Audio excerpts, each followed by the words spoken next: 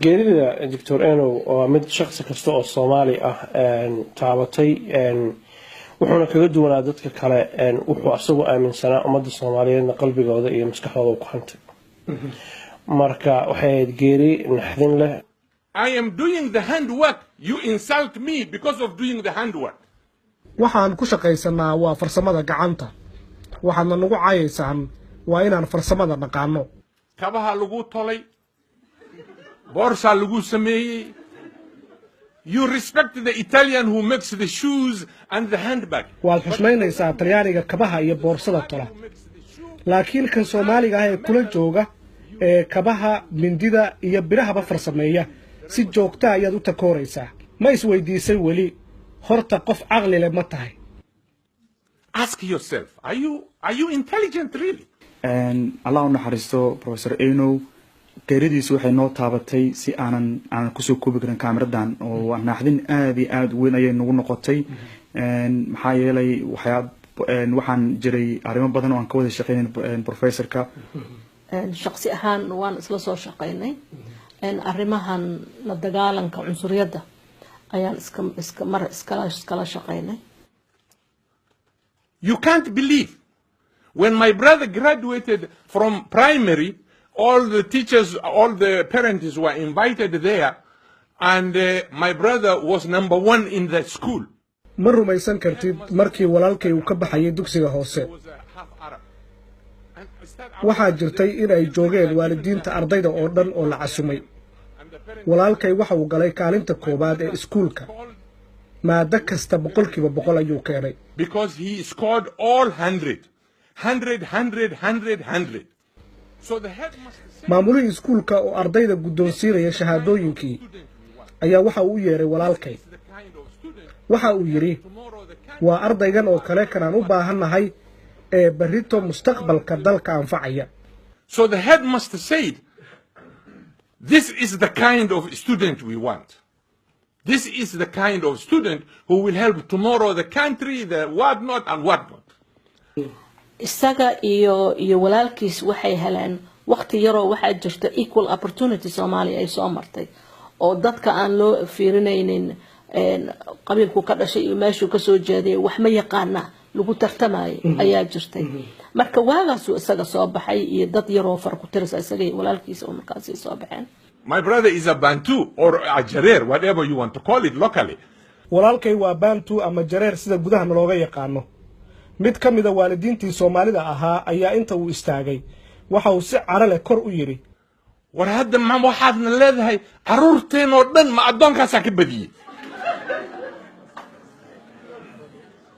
qoysas annaga naga mid ah oo naga aqoon badan oo naga fiican oo naga wanaagsan oo xalaal quurata oo xaqoodii inaan siino aan garan weynay ayagana la duudsiyay inuu garab istaagay uu yiri waxaan waa dulmi mana qaadanayna dadkeena iyo dalkeena dan ugu jirto. Because we are considered a slave in Somalia.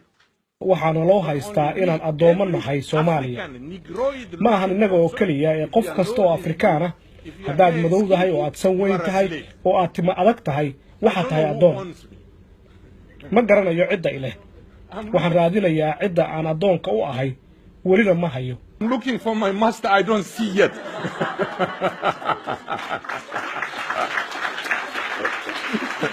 ka qaybgal oo ra'yigaaga ku biiri ha noolaato. wuxuu ku dhashay magaalo Muqdisho xoogaa yar u jirto Afgooy la dhaho aabihiisa Enow la dhihi jiray nin magac lahu ahaa familkiisa oo dhan waxay ahaayeen dad educated ah ayay ahaayeen marka walaalihiisa hadda dunida afartiisa dacalay ku kala nool yihiin sida Soomaalida intooda badan. I am the African who is in Africa. But you aniga waxaan ahay Afrikaan jooga Afrika adigu waxaad sheegataa inaad Carabta ka timid oo aad Soomaaliya timid waxaadna ileedahay wadankan aniga ayaa iska leh adigana ma lihi waana aniga qofka Afrikaanka ah marka yaa yimid oo marti ah ma qofka Carabta ka yimid mise aniga Afrikaanka ah. So who came here? Is it the Arab who came or the African who came? ayaan waxaan ku xasuusanaynaa Enow in uu ahaay lafdhabarta la dagaalanka qabyaalada missionkeeda ama visionkeeni ayuu ahaay. Somalis deny Africanity. They do not want to be identified as African. Soomaalidu way inkirtaa Afrikaanimadeeda mana ogola xitaa in loogu yeero. Waxay isku haystaan inay Carab yihiin. Carabtina ma ogola oo waa dad madow. Mushkilad baa halkan ka jirta oo ah qolada ay yihiin. I'm an African and there are so many Africans in Africa. Aniga ma qabo mushkiladda noocaasa. Waxaan ahay qof Afrikaan ah, Afrikaan badan oo ila mid ah ayaana Afrika ku nool. Ma qabo dhibaato qolada aan ahay waxa doonta igu yeer. You do not have identity now because the Arabs have refused you.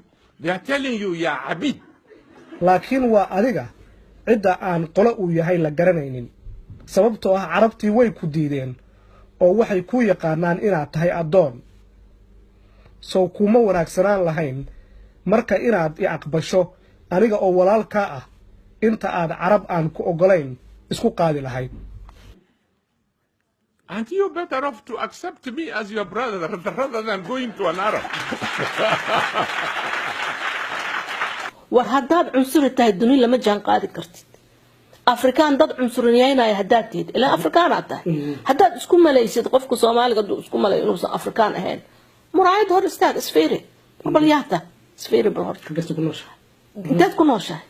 Afrika tahay Afrikaanaad tahay laakiin marka dad kale oo Afrikaan adigana aad oo waliba Soomaali kula qofka dulmiga wada markuu asagu dulmiga wada ma arkin oo dulmi wada inta badan ama uu ka indhalaayahay ama uu iska indhatira ama waa wax bay'ada lagu nool yahay ka jira qabaa'ilada Soomaaliyeed oo saan hore u sheegay sharaf iyo karaamada dulmigaas in badan oo ku socday intaan jirnayba dadku markay banaanka u soo baxeen bay qaarkood ku baraarugeen oo aragta asayftiisa oo xusay waxaan ku arkay I saw it in Toronto all Somali girls are befriending Jamaicans and Somali men are getting angry they are getting mad.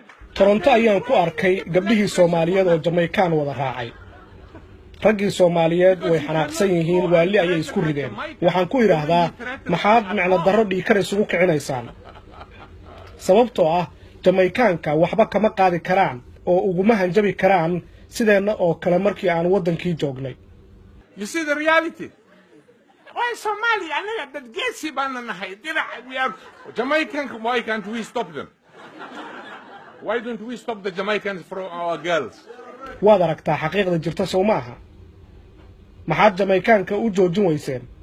Maxaad Jamaicanka gabdhaheena uga celin weyseen? waxaa laga baran karaa qof kasta wax walba uu ku hamiyo inuu gaaro inuu gaari karo haddii uu isku dayo daacad ka tahay wax walba daacad laga yahay oo dhab ka tahay waa gaari kartaa aynoon wuxuu ahaa tusaale haddii aad aaminsan tahay fikrad ama wax arrimo kale inaad gaari kartid haddii aad doonaysid waxaas inaad gaartid inaad ku ekaatid ay waxaad hawshaasi aad ummadda u haysay. There is this cultural belief that a Jareer or a Madiban or Gaboye, he cannot marry the other Somali group. Why? Waxaa jirta caqiida dhaqameed oranaysa Jareer, Madiban ama Gaboye ma guursan karaan Soomaalida kale. Maxay tahay sababtu? Ii sheeg maxay tahay sababta aysan u guursan karin? Tell me why can't he marry? What is the reason? kee marka cunsuri ah kan cadaanka oo aaminsan madowga inuu ka hooseeyo ama kan Soomaaliga aaminsan inuu nin kale Soomaali ama gabar kale Soomaali walaashiisa inay ka hooseyso. magacyada foosh waxa ugu yeeray khaldan haddaad fiirisid waxaad arkaysaa dagaaladii sokeeyay iyo burburkii kama qayb qaadan qaranka ku yidumiyay kuma jiranin jamhadihii wadanka dhisnaa kuma jiranin xalaal quudato waxbarasho danahooda iyo dalka iyo dadka inay u daneeyaan bay ka shaqeynayeen. I was teaching at York University in Canada. ورنا على عبودك قال هذا والله والله you know مذهب كلا الصع and I tell them welcome to the real world.